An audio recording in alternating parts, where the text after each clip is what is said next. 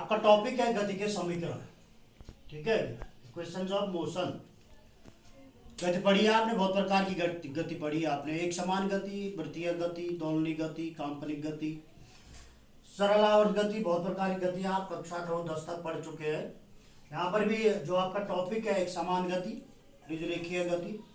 गति कई प्रकार की दिशाओं में होती है। एक विमीय गति होती है, 1 डायमेंशनल, 2 डायमेंशनल, 3 डायमेंशनल। क्योंकि आप अक्षांश पढ़ चुके हैं, कोऑर्डिनेट एक्स, वाई और जेड, मूल बिंदु के सापेक्ष किसी वस्तु की या कण की स्थिति को व्यक्त करने वाले जो अवयव होते हैं उन्हें कहते हैं निर्देशांक। उन्हें क्या कहते हैं? निर्देशांक।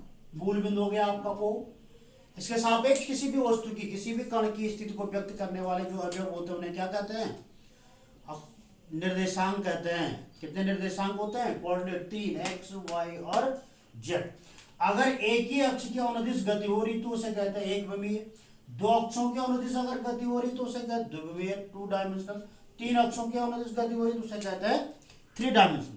ठीक है, तो गति जब होती है तो वस्तु दूरी तय करती है, विस्थापन होता है, तो उसके लिए क्या चाहिए? वेग चाहिए या चाल चाहिए। दूरी और विस्थापन में क्या अंतर है? दूरी और विस्थापन में अंतर है कि दूरी अदिश राशि और विस्थापन सदिश राशि। और अदिश और सदिश क्या है? अ मतलब नहीं, दिश का मतलब जिसमें दिशा नहीं होती, जिसमें केवल परिमाण होता है, और सदिश का मतलब जिसमें दिशा के साथ साथ परिमाण भी होता है। ठीक है, तो ऐसा ही चाल और वेग भी है। चाल अदिश राशि होती है और वेग क्या होता है? सदिश राशि। एकांक समय में तय दूरी को कहते हैं चाल, और एकांक समय में तय विस्थापन को कहते हैं क्या? वेग। विस्थापन और दूरी का मात्रक मीटर, लेकिन विस्थापन शून्य हो सकता है, दूरी शून्य नहीं हो सकती है। समझ रहे हैं? दूरी, अगर आप अपने घर से स्कूल आए और स्कूल से घर गए, स्कूल से घर की दूरी 5 किलोमीटर, तो वापस गए तो 5 किलोमीटर, कुल दूरी हो जाएगी 10 किलोमीटर।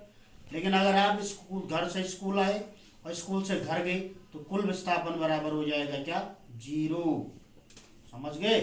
तो विस्थापन शून्य हो सकता है लेकिन दूरी शून्य नहीं हो सकती। तो गति के समीकरण है 3 समीकरण, ये भी आपने पढ़े हैं पहले।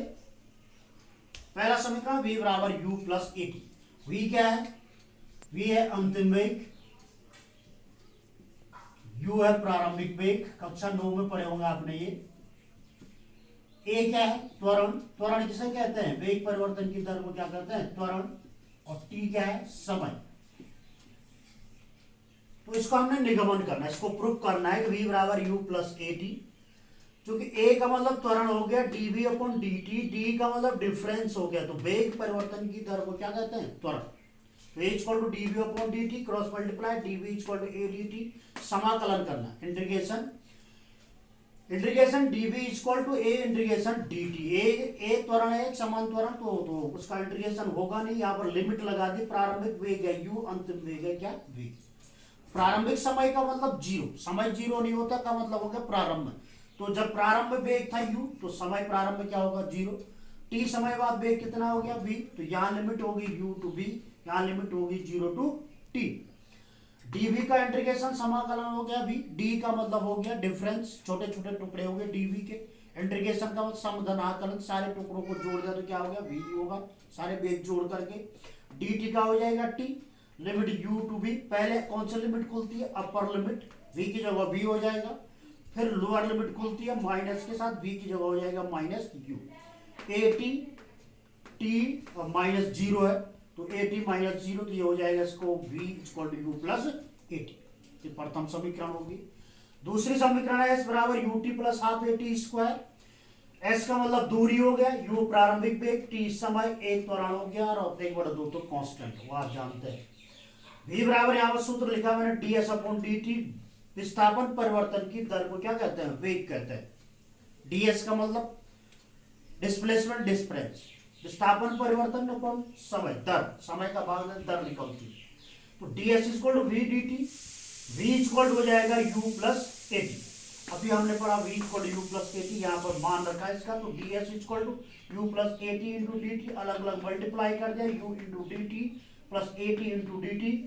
इंटीग्रेशन करना है इसका भी, समाकलन करना, समधन आकलन, सारे पदों का u, integration ds you constant एक समान वेग है, यू बाहर आ जाएगा, integration D t plus a constant integration T D T. DS का इंटीग्रेशन क्या हो जाएगा एस, जैसे यहाँ पर ये है डीएस का मतलब छोटे छोटे दूरियां, सबका योग करेंगे तो बड़ी दूरी आ जाएगी S, U into D T, T हो जाएगा plus A integration T D T. Integration T D T यहाँ पर एक फॉर्मूला याद रखना आपने, गणितीय भौतिकी में लिखा हमने, integration x power n d x equal to x power n plus one upon n plus one. यहाँ पर एक्स की जगह क्या है टी, एन की जगह क्या है वन, इसकी पावर लिखी नहीं है वन,